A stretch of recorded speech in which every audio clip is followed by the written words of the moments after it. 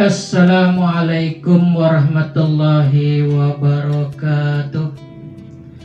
Saudara-saudari kaum muslimin dan muslimat yang dirahmati Allah. Ada seorang istri, dia memberikan tantangan kepada suaminya untuk hidup tanpa dirinya. Ini satu cerita yang menarik sekali untuk kita renungkan. Jadi seorang istri, dia memberikan tantangan kepada suaminya untuk hidup tanpa dirinya.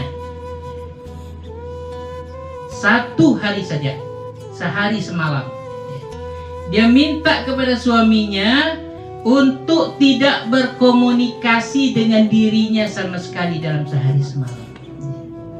Si istri berkata kepada suaminya, bila engkau bisa melewati dalam satu hari satu malam ini tanpa berjumpa denganku, maka aku akan mencintai engkau selamanya, kata istri. Sang suami setuju. Pokoknya tidak ada SMS, tidak nelpon istrinya selama sehari semalam. Rupanya tanpa diketahui oleh suaminya, istrinya itu sudah divonis oleh dokter. Dia hanya memiliki waktu 24 jam untuk dapat bertahan hidup. Karena sang istri ini mengidap penyakit kanker yang sangat kronis sekali. Jadi dokter memvonisnya itu hanya bisa bertahan hidup selama 24 jam saja. Nah, keesokan harinya sang suami itu pulang ke rumahnya.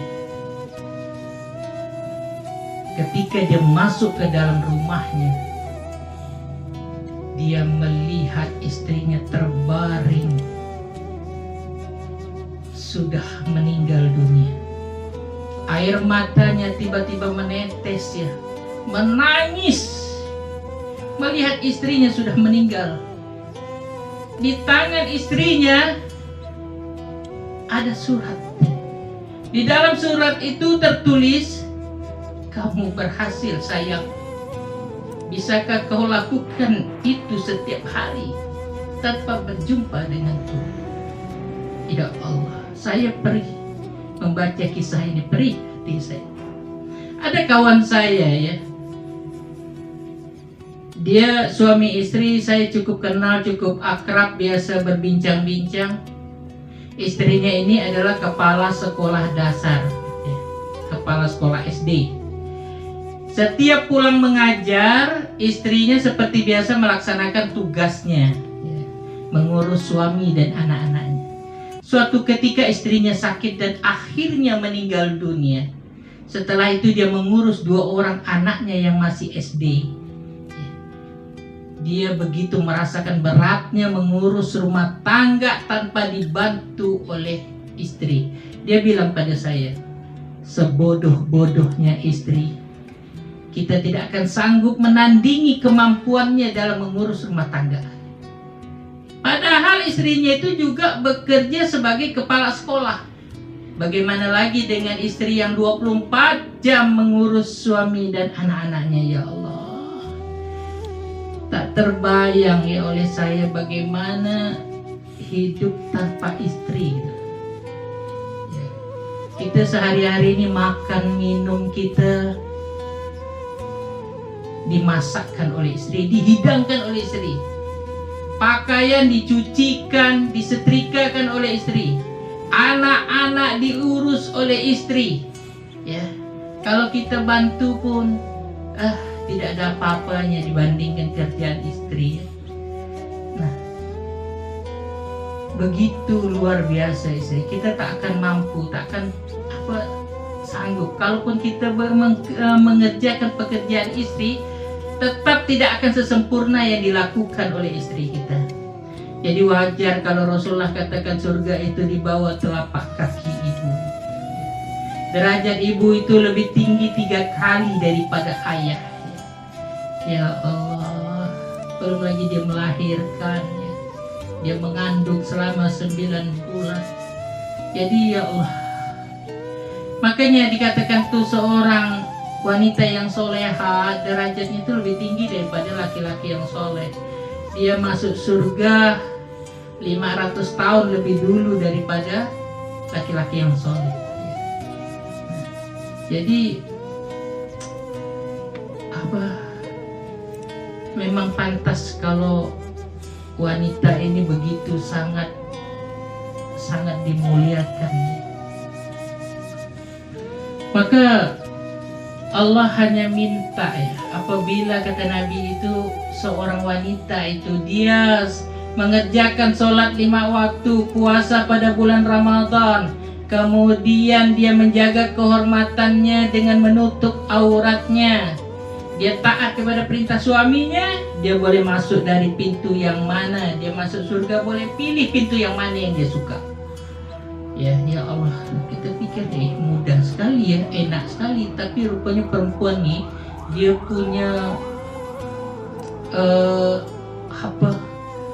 mujahadahnya, susah payahnya mengurus rumah tangga itu sangat luar biasa sekali ya.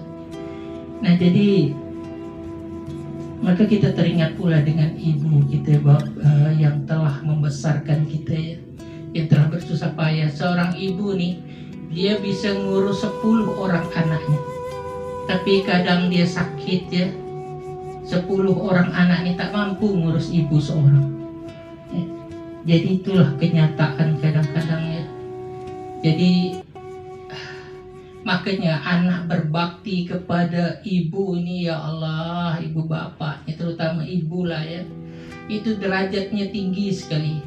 Seperti bagaimana Uwais Al-Qarni ya, dia tidak berjihad, tidak bukan ahli ibadah, tapi hanya mengurus ibunya ya. Dan dia diberi derajat yang tinggi menjadi wali Allah. Kata Nabi, dia tidak dikenal oleh penduduk bumi, tapi sangat dikenal oleh penduduk langit karena berbakti kepada ibu nih. Karena apa? Karena begitu besar jasa ibu nih ya.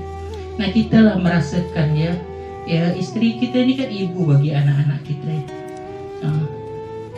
Kita tidak ada istri ya Allah, berat sekali, sulit sekali ya.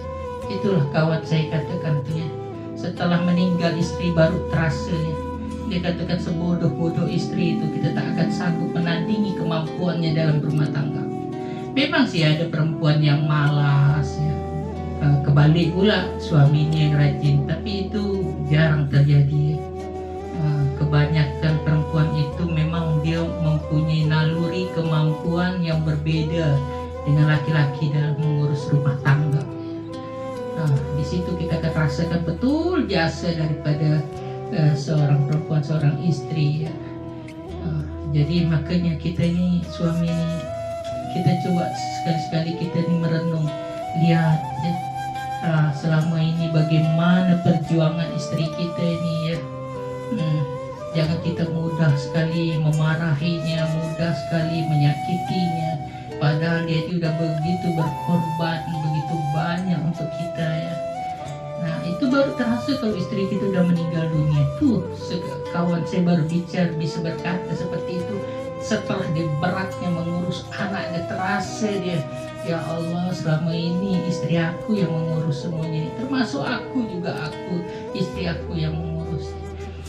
Nah jadi mudah-mudahan apa yang saya sampaikan ini bisa menjadi bahan renungan kita semua ya, sehingga kita dapat memuliakan istri, memuliakan ibu ya, karena begitu sangat besar jasanya terhadap kita ya.